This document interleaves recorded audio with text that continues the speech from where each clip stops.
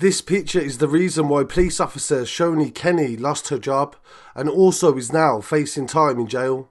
This is the Scarcity Studios YouTube channel. Please don't forget to like, comment, share and subscribe. And this video is sponsored by Maurice Andrews Solicitors, Birmingham. Get in touch today for the best representation. 27-year-old police officer Choni Kenny admitted misconduct charges following a directed investigation by the anti-corruption unit. They investigated her relationship with two criminals that followed a referral for the Independent Office of Police Conduct. Kenny was sentenced at Liverpool Crown Court on the 22nd of April 2025, along with two other men, Rahim Mottley and Whelan. Kenny has already been sacked by the Greater Manchester Police Force that she worked for, and she pled guilty to 4 offences of misconduct in public office and 1 conspiracy to commit misconduct with Mottley. Kenny, who was 27 years old and worked for the City of Manchester's District Police, has been sentenced to 3 years and 9 months.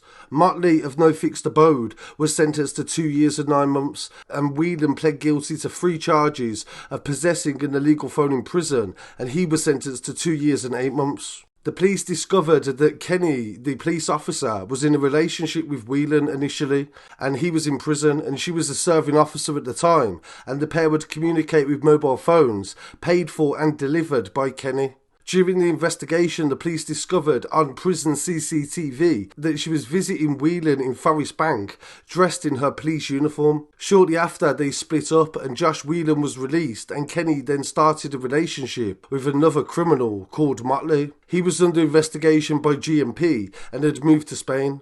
Mottley was extradited from Spain in October 2024 to face the courts following his arrest 3 months earlier by the National Crime Agency. He asked Kenny to keep him up to date with police intelligence, which she did by accessing confidential information on the police computers. The anti-corruption unit carried out a thorough investigation into Kenny and used CCTV and analysed her phone and computer usage to identify that she'd passed information on to Mottley. It was proved that she had accessed sensitive information on the GMP's IT system and she had no lawful purpose to do so, and she also communicated with Whelan while he was in prison on mobile phones that were prohibited. Detective Superintendent Mike Allen, head of GMP's Professional Standards Directorate, said, "Whenever we receive reports of misconduct into one of our officers, we always conduct a thorough investigation. Kenny abused her position as a police officer and tried to compromise a police investigation by accessing confidential information. She also entered into an illegal relationship with a known criminal while he was behind bars, and given the criminality, the full weight of our specialist anti-corruption unit was brought to bear against her. Kenny's actions plainly amounted to serious corruption, and it's right that she now has to spend time in prison, and Kenny's jail term is fully deserved. She does not represent the thousands of police that we work with every single day. The anti-corruption operation against Kenny, Whelan and Mottley is a testament to the expertise of the anti-corruption unit and their commitment to ripping out the corruption that has taken hold of GMP. Kenny was dismissed from the police force on the 1st of April 2025, and Chief Constable Stephanie Watson, who presided over the hearing at the force headquarters, said, PC Kenny abused the position of responsibility that she was given. This was not a single occurrence, but multiple incidents that took place over a lengthy period. The misconduct involved is a breach of policy, procedure and also instruction, which makes it abundantly clear to officers and staff that care and respect should always be done with information on police systems.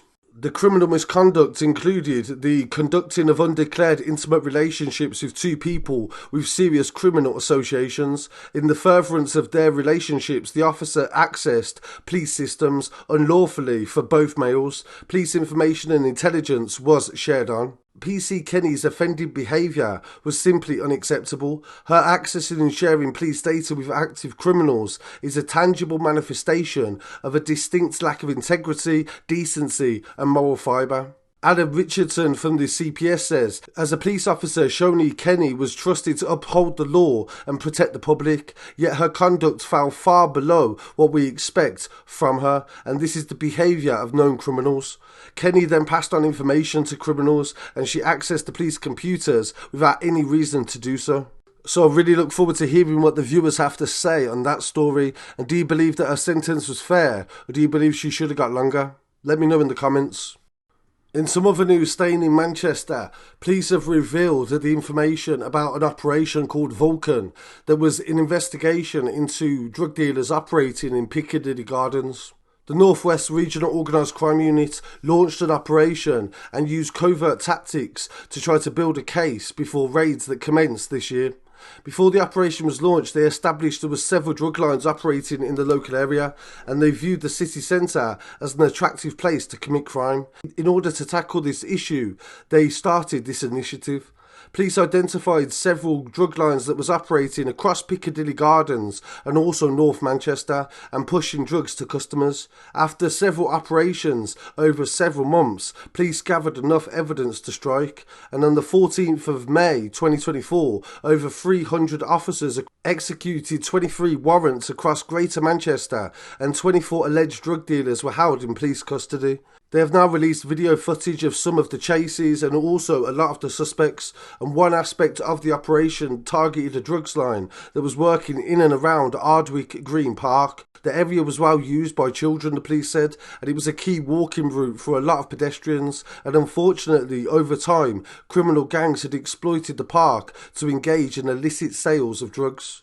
This meant that the park was plagued with drug users who descended from the city centre to purchase the drugs from local dealers, and it was believed to be private and a secure location. Using phone data analysis and cell site, police were able to identify a network of drug dealers, and police uncovered hundreds of incriminating messages and photographs after the raids. It was clear from the messages that a family called the Joyces sat at the top of the conspiracy, directing vulnerable adults and young people on when to deliver the drugs. The group marketed to drug users rather than wholesale purchasers, often selling around £20 to £30 worth of crack cocaine at a time to users, and they were very busy, and experts estimate the value of the drugs in this period to have been over £20,000.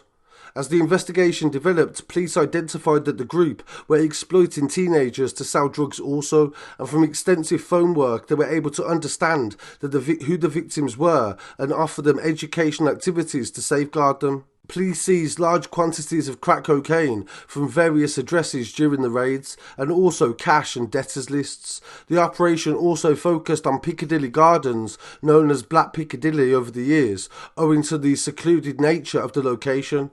The area became an infamous place to sell drugs. Detectives demonstrated unwavering determination, they said in a statement, to battle these gangs over the past year and a half. The defendants have appeared before the courts and were sentenced this week, and they said their final man has been sentenced, bringing the overall jail time for the operation to 85 years. So really look forward to hearing what viewers have to say on that story and also the other story featured. There's plenty more news on the way. Don't forget to check out the previous uploads and follow on Scarcity Studios Instagram, TikTok, Telegram and Twitter, and I'll be back again shortly with some more news. Peace.